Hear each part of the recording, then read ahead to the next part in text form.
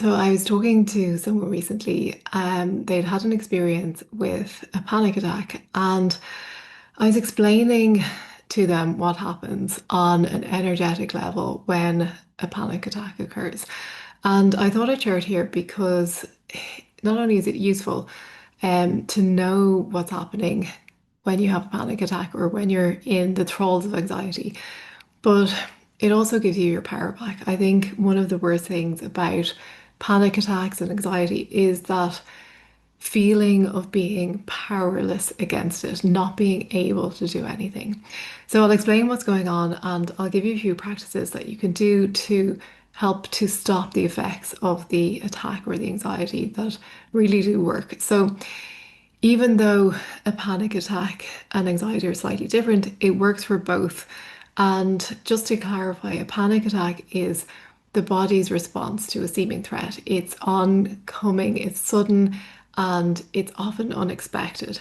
Whereas anxiety is different because it can be that like permanent presence of some underlying worry or fear that just won't go away.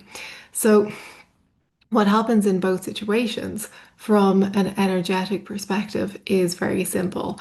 It's the contraction of the energy field in and around your body. So if you think about the energy field, imagine it's like this bubble that surrounds your body, and your body is enveloped inside this big bubble. And if you have this large bubble around you, the bigger it is, the more relaxed you feel. So the more expanded it is, the more relaxed you feel. So anxiety causes this bubble to contract in, and the more that it contracts in, the more ill at ease you feel. It feels tight. If you can imagine that that energetic bubble was like a physical object around you, if it was, say, like a shell and you were inside this egg, and your body is contained within this egg, but this shell is encroaching in on you. It's contracting and it's becoming tighter and tighter. How would that feel to be physically within something that's encroaching in on you? It would feel very uncomfortable and it would almost feel unbearable. So that's why it feels so unbearable when that energy is encroaching and it's becoming tighter and tighter. So a person who's in a constant state of anxiety is living with this contracted energy field and feeling its effects daily and feeling powerless against it.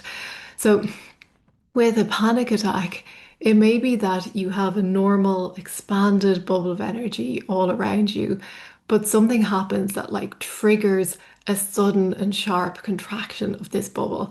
And instead of the bubble just contracting in around your body, it actually like sucks in and contracts into a really tight kind of like ball almost that goes to the center of your chest. And it can even begin to travel upwards towards your crown. And that's why your chest can sometimes feel very tight and restricted during a panic attack. It can be hard to breathe. And when this happens, it's terrifying because it almost feels like you're dying. And it's a similar process when the body is dying.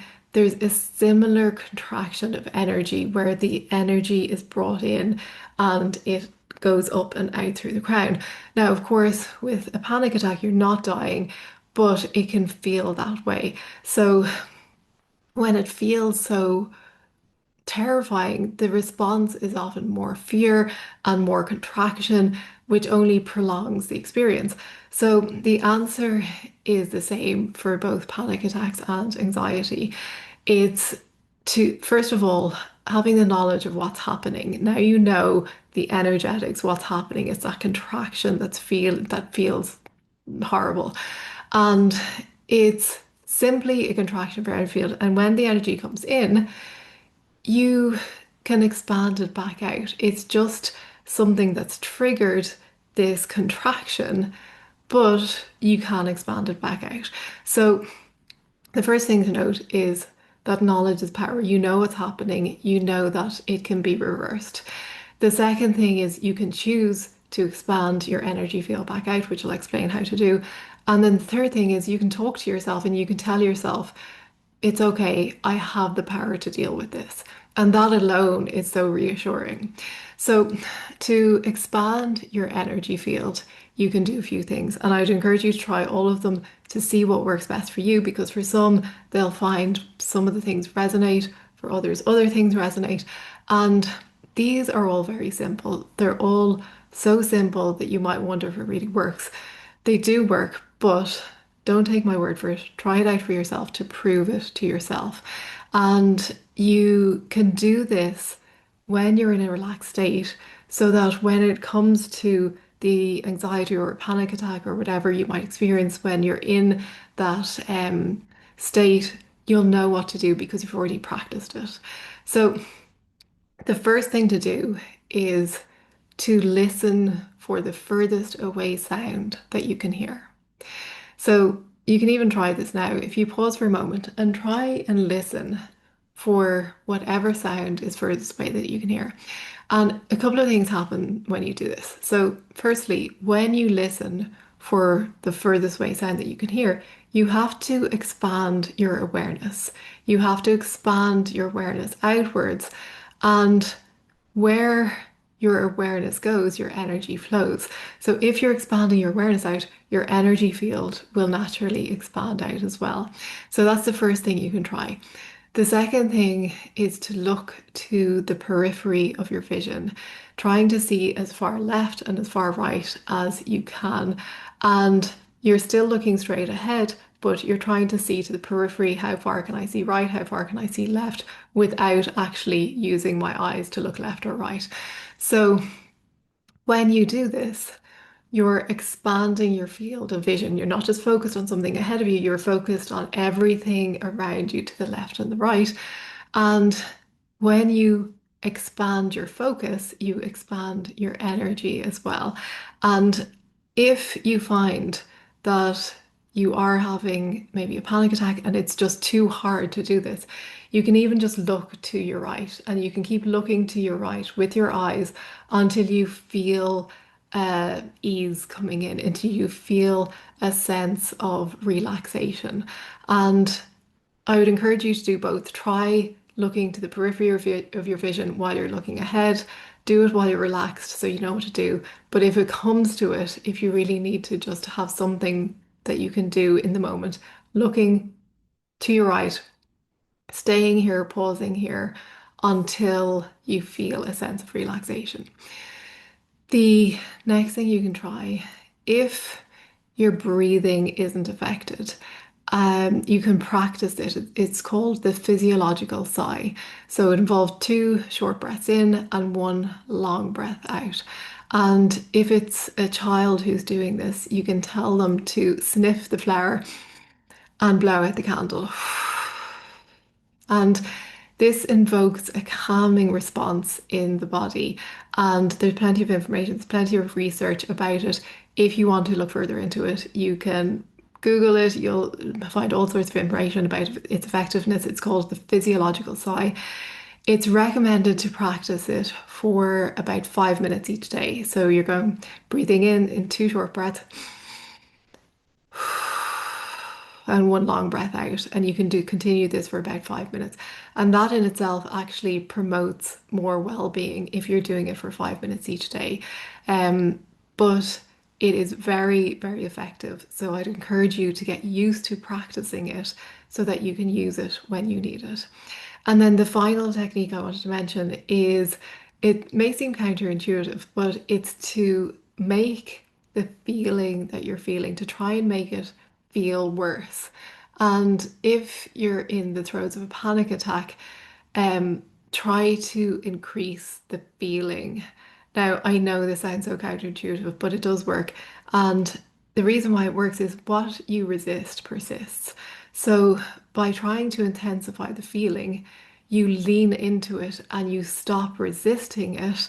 And when you stop resisting it, you allow for it to flow through you. And that flow then allows for your energy to expand back out.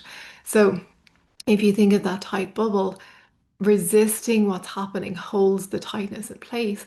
When you stop resisting by leaning into the feeling, the natural flow and expansion returns. And This works not only for anxiety, but for all emotions, anger, sadness. When you lean into it, you find that you stop resisting it and it allows space for it to flow and it flows through you and allows for that expansion again. So, if you think about it, like say you're holding a spring or a coil between your fingers, if you're pressing the coil really tightly, then it's going to stay small. But if you stop compressing it, it'll naturally bounce back to its original state.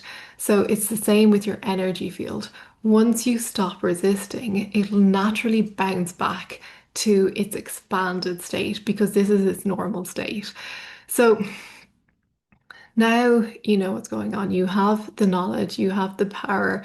You can practice each of the processes while you're relatively calm, while you're undistracted, so that you know what to do when you need it. If you think about a sports person, they spend hours and hours practicing before they go into the game or whatever activity they're doing so that they are prepared. So the more you practice, the more it becomes second nature. And remember that anxiety and panic attacks, they're not a sign that you're broken. It's just an energetic contraction that leads to a physical response. And just as quickly as that energy contracts, it can expand back out again. So, with awareness and practice, you begin to see that you don't have to be at the mercy of these experiences. You have tools, you have knowledge, you have the understanding, and most importantly, you have the power to return to your natural state of ease and openness. So the more you practice, the more it becomes second nature until what once felt overwhelming is now just another wave passing through.